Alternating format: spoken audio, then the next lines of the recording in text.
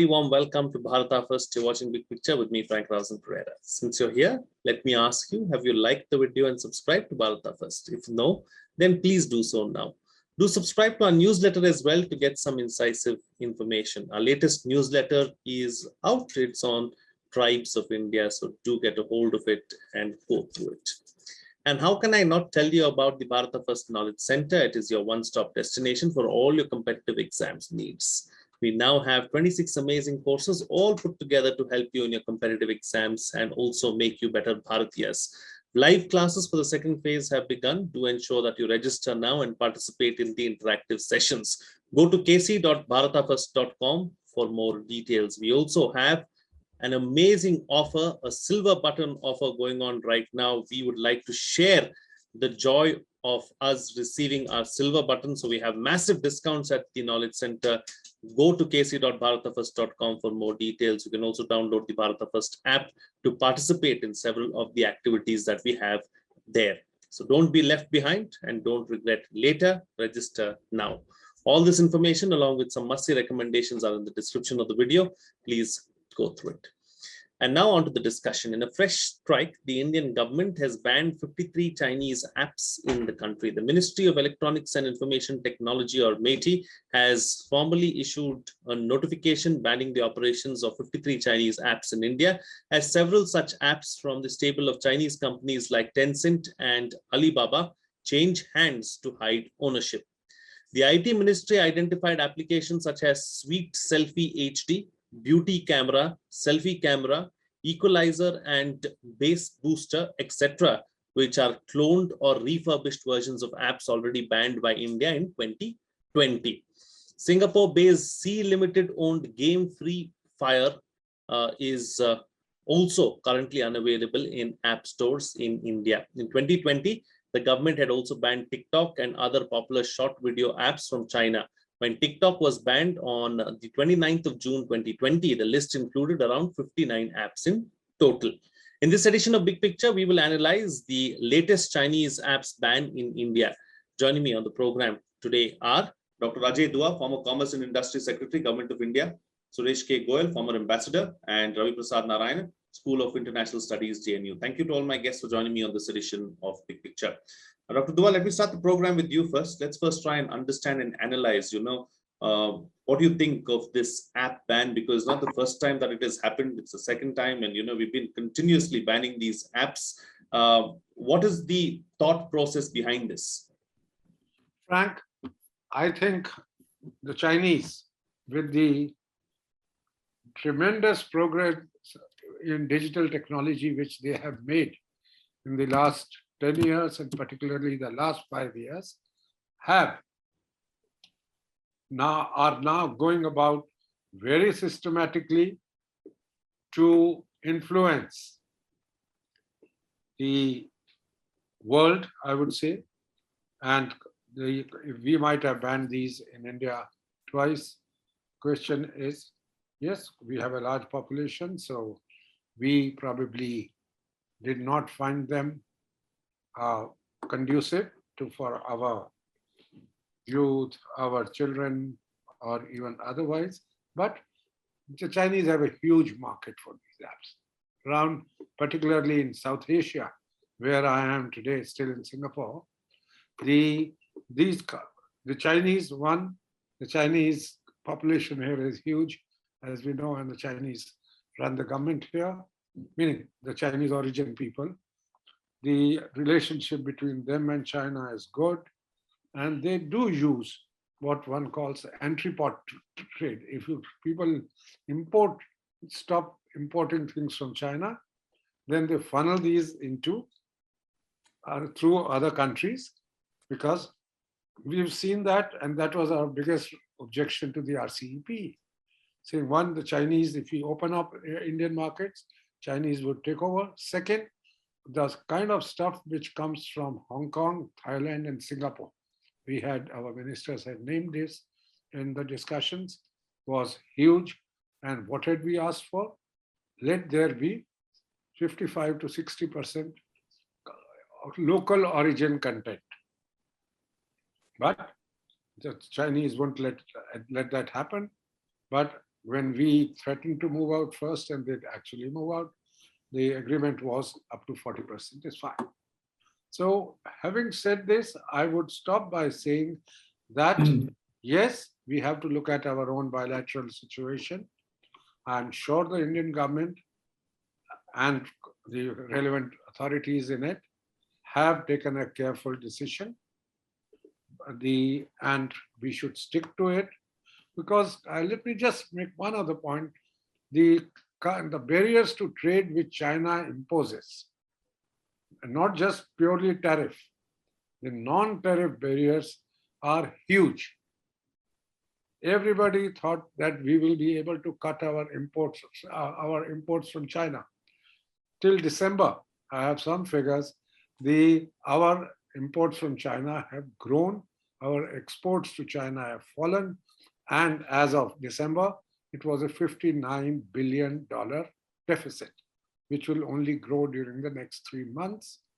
So we need to take our own calls, and if these have been found to be inappropriate, so be it. We should not give it to the Chinese, because they will resort to some countermeasures.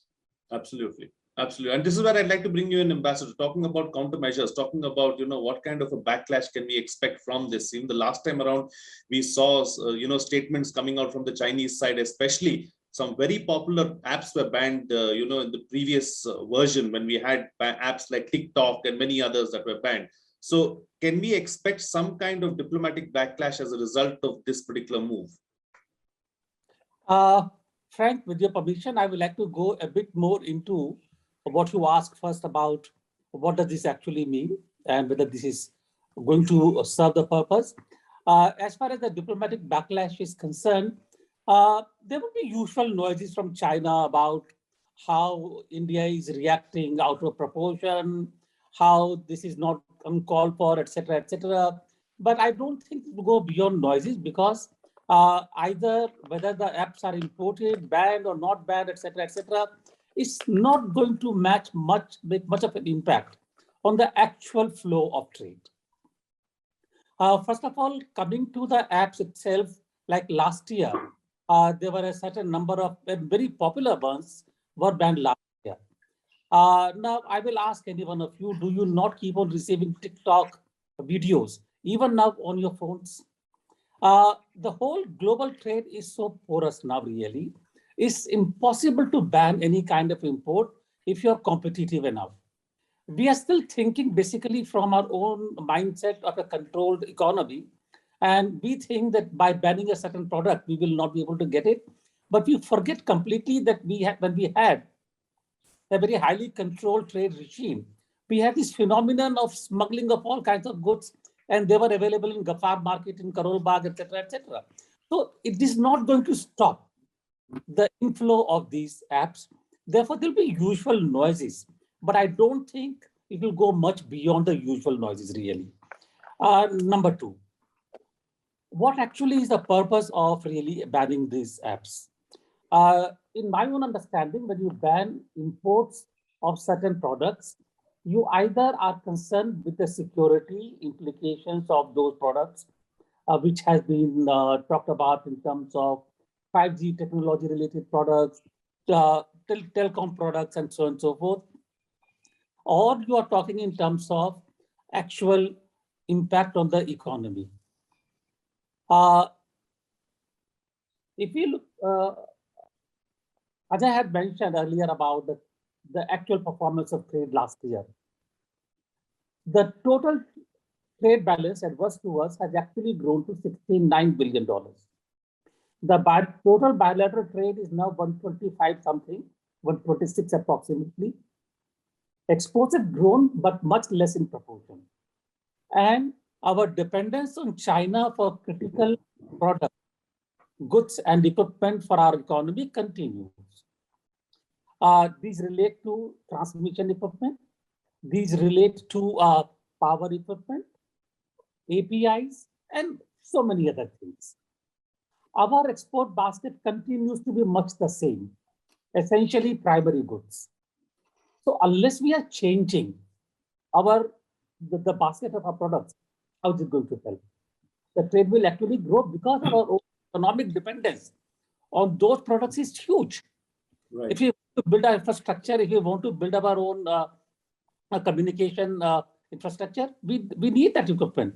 So it's impossible to stop really. Therefore, my own sense is that banning the app is more or less really a part of messaging. It remains messaging. I don't think it's going to go beyond messaging because the actual impact is going to be really very, very low. Absolutely. One last point. Go ahead. I think if we are serious about really letting China know our own capacity and how we can actually deal with the whole issue of trade, we need to seriously look at the possibilities of diversifying our suppliers. Till such time as we develop our own capacity and we develop our own linkages in terms of export markets to let it be known internationally, we have to diversify our suppliers. And I don't think that we have managed to do that so far. Absolutely. Absolutely. Very valid points. I'll take them up again ahead with Dr. Dua. But in the meantime, let me go across to Raviprasad, Narayanan as well. Let me connect a couple of points that both the previous speakers have made, Ravi. And, at the end of the day, is China even really concerned about India banning these apps? Because the kind of market that China has, any which ways, is it going to make a difference? Frank, I look at it quite differently. First, is too much ballyhoo being made about banning Chinese apps. You ban 50 plus apps today. Next month, we'll have to ban 150. And these apps, do they actually have a clientele in our country in the millions? Because for somebody like me who's been reading and working on China, the Communist Party of China, it's time they renamed themselves as Capitalist Party of China. Because if they have millions of subscribers in India, then it becomes a threat to us, to our supposedly highly networked, you could say, electronic companies or software engineering crowd community. Where are they? Don't we have apps in the 19 recognized languages that we find in every currency note to be developed in each and every state? Because ultimately, even software applications have a local value. These apps from China are, I feel, not to be seen as being a national threat. Everything these days is national security. So please, as a democracy, can we define what is national security? I'm sorry, I think I said democracy. I'm sorry about that. But what is national security? Apps from China? Okay. If that is the case, then what about the trade balance? Trade deficit of China is heading to $100 billion. It is 96.8 billion as of now. And bilateral trade is $125.4 billion. So isn't that a bigger threat than these apps? These have to be sequestered by whoever decides in our country. The Métis, they have to inform and actually educate the people about what exactly is a threat when it comes to app. Are these apps trying to fish out information? What information do they want? Aadhaar, PAN card, driving license? Inform people that do not give this to anybody except state authorities who ask for it. Otherwise, I think Chinese apps are not a threat. I can say this because I've never used any app as such, any Chinese apps. And I think too much ballyhoo is being made. And what really I'm concerned about is bringing in national security when the government actually has no defense mechanism. Why don't we launch apps from our country, popularizing our culture to begin with? Second, why don't we tell them about what a constitutional democracy is, which is what we are? Third is in China, there are millions, I repeat, millions, who access banned websites through servers based in Hong Kong, Macau, and even Taiwan, hold your breath. Gmail is banned in China, but Google also is largely banned, but they access it through servers located in another country. So what are we going to do if a server is based, let's say hypothetically, in Nepal? Are we going to ban that, or are we going to impose sanctions on Nepal or Sri Lanka for that matter, or Myanmar? What are we going to do about all these things? So in a sense, I will agree with the earlier speakers that we are in a position only to ban these apps, but do nothing more than that, because one app will be replaced by another.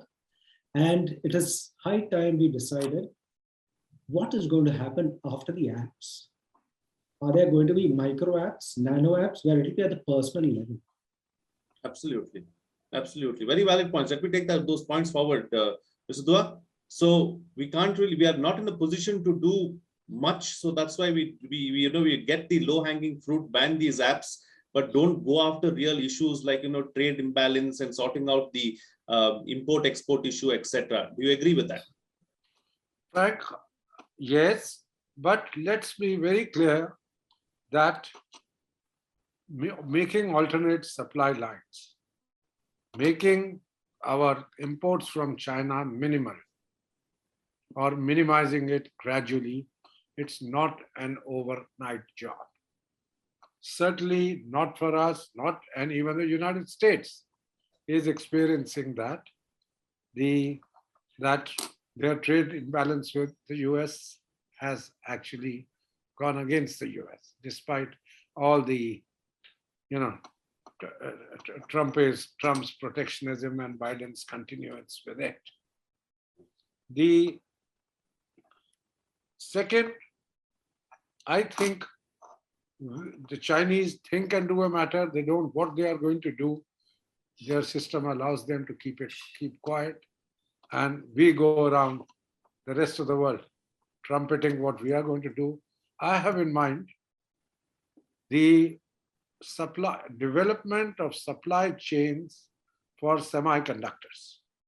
Frank, you will say my favorite subject, I brought in some or the other. The question is every diplomatic conference now in the last 6 months after Biden's getting free from Afghanistan has been raising this with the allies. Let's develop a supply chain in which the Chinese are not bad. Easier said than done. The Chinese, and he said, who do we replace with?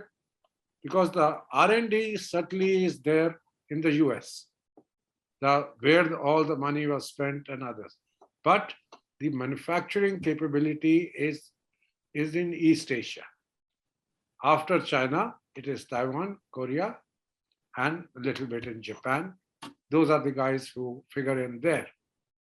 Everybody, and the Chinese have replied. I think we talked about it, Frank, in an earlier show, when I pointed out that the Chinese have done a cyber attack on 3 foundries in Taiwan. I said, you want to develop a supply chain? Look at this. And these 3 foundries produce 50% of the supply of certain categories of sophisticated high-end categories of chips. So supply chain development, you would see the Chinese at every stage coming in to nullify the global effort. And at the end of it, the Chinese are now not bothered about the WTO rule-based regime. They've just given it up. And if the US can do it, and then it can be done by China also. Mr. Trump, who spoke first, then he thought about it and all his actions. But the Chinese think about it and do these things.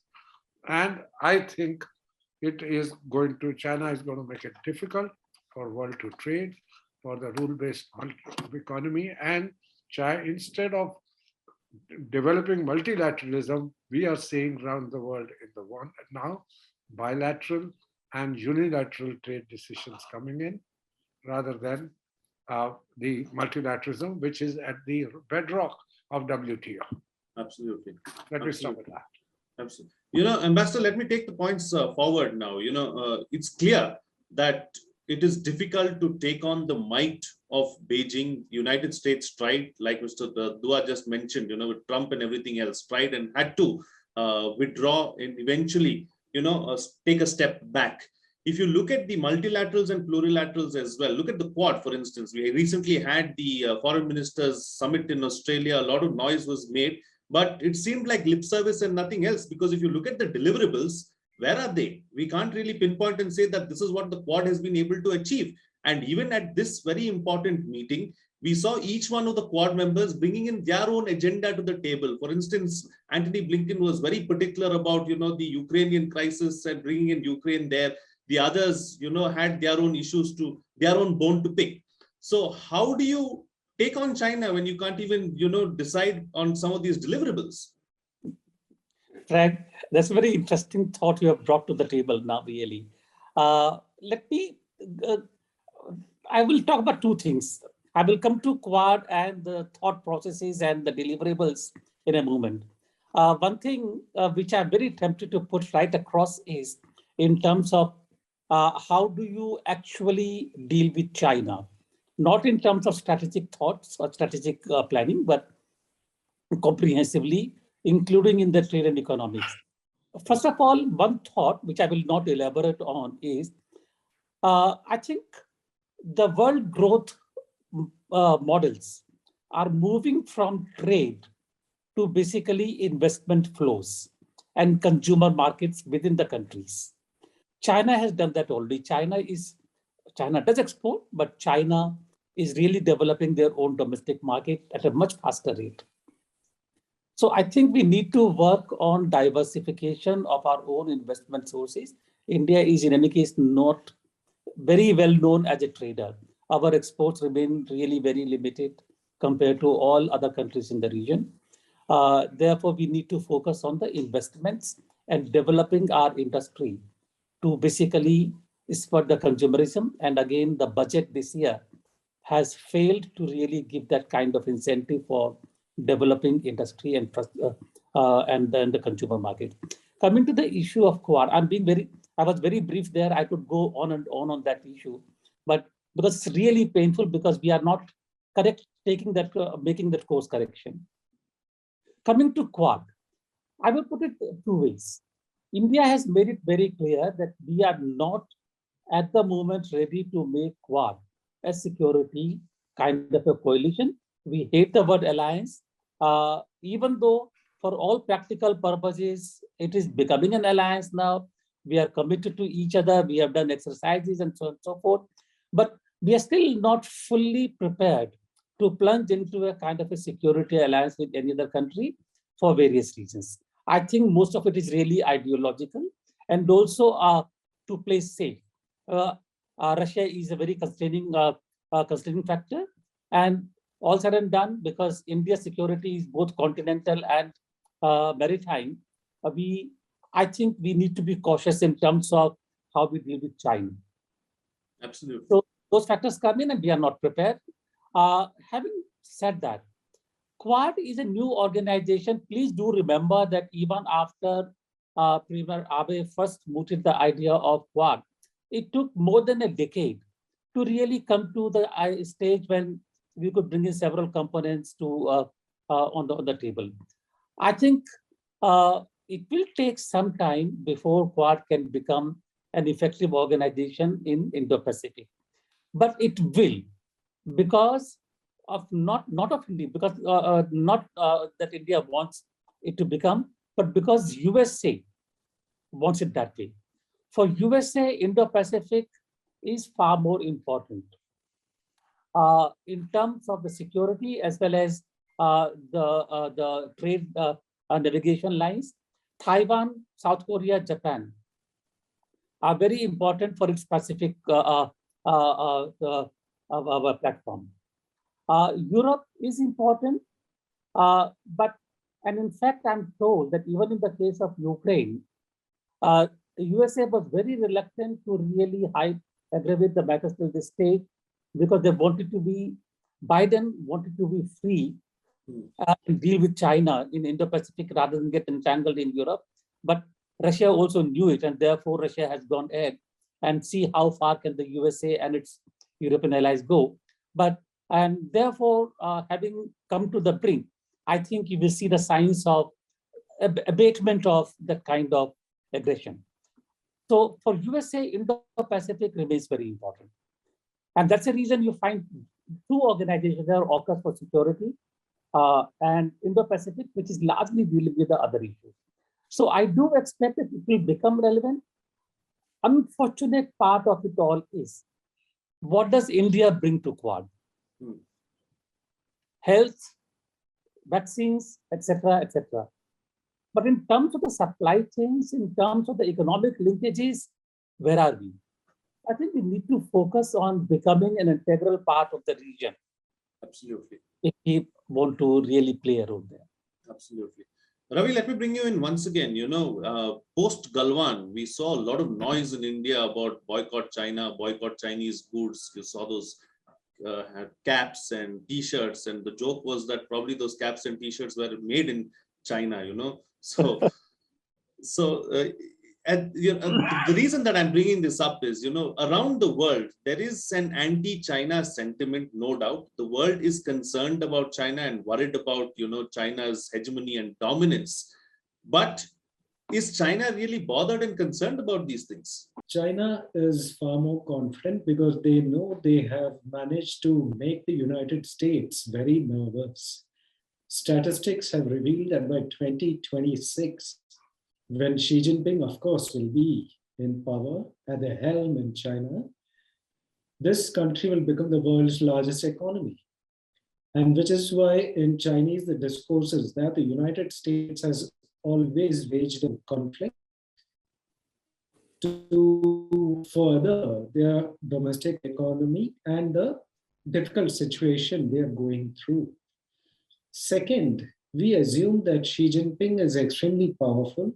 It is actually yes and no, because the PLA is not entirely in sync with him. The People's Liberation Army is unfortunately the army of the Communist Party of China. They prefer somebody who has had experience with the PLA, which Xi Jinping does not have.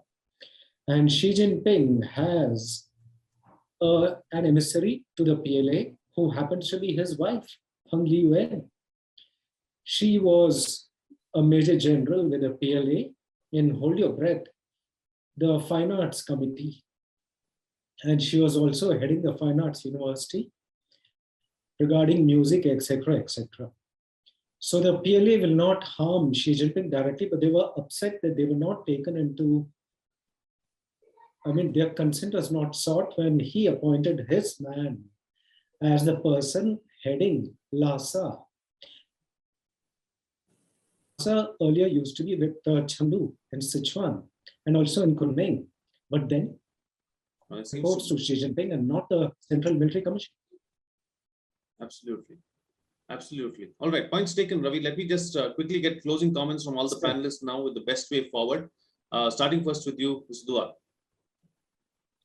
Let's take China a little more seriously. Let us be very clear that our obsession with in our governance with elections, which never seem to leave us, and we are now to move to the second round of the state elections later in the year. Then the next years will start, and it's too close to the national elections thereafter. Time has to be found for dealing with China. We have seasoned diplomats like Suresh, people who have background in of Chinese affairs. We need to be able to bounce these things off, get ideas from them, That's number one. The second is that let us look at beyond our nose. Let's not look at in our policy to China what happens next year. If it means greater imports, so be it. But as long as we are moving towards a line which will reduce this in the medium term, it is well worth it. Supply chains dependence on China must reduce. There are no two views. But we should consider, and that's where I come to, now is the time for us to start talking to RCEP again. The biggest disadvantage for us in supply chain management is that if our import duties remain high, all others in the ASEAN region plus the 4 other members of it, they have lower duties. Nobody is going to include India in their supply chain. Absolutely. So we have to we've been kept, the world recognizes us, all our members do that, all the RCEP members, particularly Japan, which insisted and had his way saying whenever India joins, it will be treated as a founder member. And 3 things were decided. Already when India broke up, India had its own compulsion, some elections, etc. around the corner. Was second, while everybody else will reduce duties on 90% of the items, RCEP had put on the table for India 82%.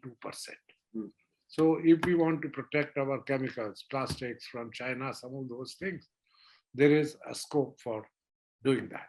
Third, they have agreed with the Indian concept of rules of origin being there, but they have placed it at 40%.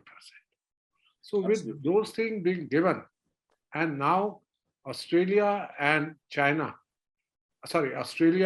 Japan in the Quad along with us, we should be receiving support, and let us restart our negotiations and see how much check on China, what we feared, and how much of dumping by New Zealand of its dairy products, which Amul and other companies were fearing, will actually materialize, or can these be sort of insulated? Absolutely. Ambassador. Frank, bullet points. I don't think the panel needs any elaboration on what I'm going to say. Security and economy would be the 2 main planks of our deal, dealing with China. In terms of security, let me divide both maritime and continental. Continental security will remain a challenge, given the situation that we have at borders and LSC with China. Not much that we can do to alter the situation in our favor. So we need to manage China continentally in terms of our own LSC and secure and borders. That is the continental security. Challenge China in maritime domain. Use Quad, use other platforms. That is where China's Achilles heel lies.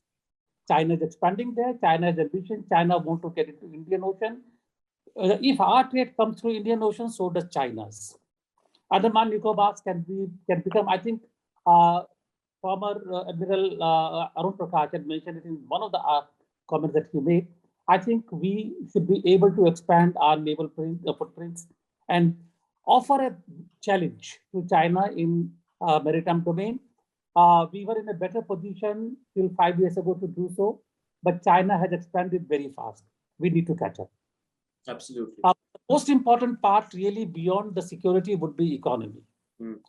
In terms of economy, we need to focus more on our economic growth, technology, as well as investments in the country. Increase the size of our own economy. India, if countries are interested in India, it's not because we export, but because we have huge markets. Focus on that. Develop the markets further, number 1. Number 2, to develop other countries' relations with India focus on security, but more importantly on economic linkages. Ajay mentioned RCEP. I think we lost an opportunity there, but we can still get back there. We need to build up our supply chains. We need to build up our linkages to the market. Do not fear competition. Competition is the way of life. I'm sure that our Indian industry, given sufficient incentives, they will be able to stand up to it. And if they don't want to stand up to it, we need not support them. Without global, there is no place for them. Absolutely. And Ravi, close the show for us with your concluding remarks.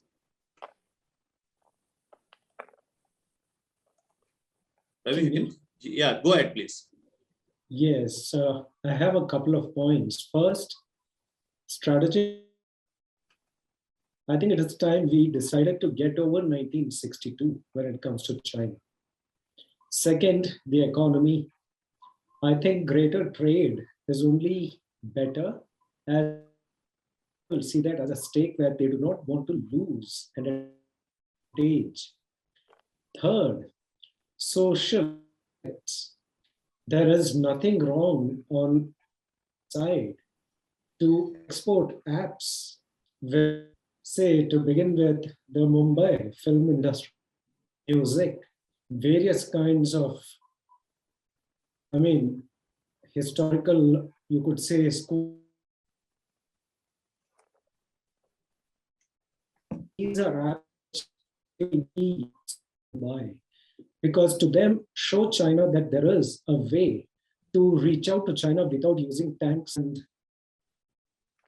artillery, guns, and all those things, because these are just numbers at one level. I would like to quote a Chinese scholar by the name Ho Shi, who went to Taiwan with the KMT. Earlier, he was a member of the Communist Party of China, but he felt that Mao Zedong is making the party his own personal agenda. And in 1962, after the war, he was asked by correspondents, what does he think of this war? And he said the communists, they did something which India did not do for more than 2000 years. India never sent a person with weapons across the high mountains. We exported Buddhism and innate traits which are found in every Chinese household. And what did China do? And he said, what did communist China do? It did the opposite. And we are still paying the price for that. China's incursions in Ladakh are with the aim which our media has not highlighted. They want rare earths. All the places where the Chinese have, you could say, literally displayed their force are regions where there are rare earths, especially zirconium, which powers nuclear reactors. Absolutely. Absolutely. All right, gentlemen, we'll have to leave to that. Thank you so much for joining me on the program and putting things into perspective for us. Well, what's coming out of this discussion is that banning of apps may not be as effective as we think, as the Chinese are adept at relaunching the apps with a different name and re-entering the Indian market. And this we have seen firsthand. We have to find a permanent solution to this problem. However, banning apps is also more about messaging than anything else. The apps are being targeted as there's not much more that we can do at the moment. Going forward, we need to focus on security and economy. On the security front, we have to somehow maintain status quo on the border and exert pressure in the ocean where the Chinese are vulnerable. From an economic standpoint, or rather, from an economic standpoint, we have to focus on our own growth, build supply chains, and not fear competition. Now, before I go, let me once again remind you to like the video, subscribe, and share the content too. Do subscribe to our newsletter to get some incisive information. And how can I not tell you about the Bharata First Knowledge Center, our big success story? It is your one-stop destination for all your competitive exams needs. We now have 26 amazing courses all put together to help you in your competitive exams and also make you better Bharatiyas. We have massive discounts going on at the Knowledge Center at the moment because we want to share and give away the joy of receiving the silver button from YouTube. It's a great feat and we're very happy to have achieved this in less than 1 year. So because of your support, we are going ahead and giving you these benefits. So go to kc.bharatafirst.com for more details. You can also download the Bharata First app and participate in all the activities there. All this information along with some must-see recommendations are in the description of the video. Please go through it. That's it from me. See you again next time.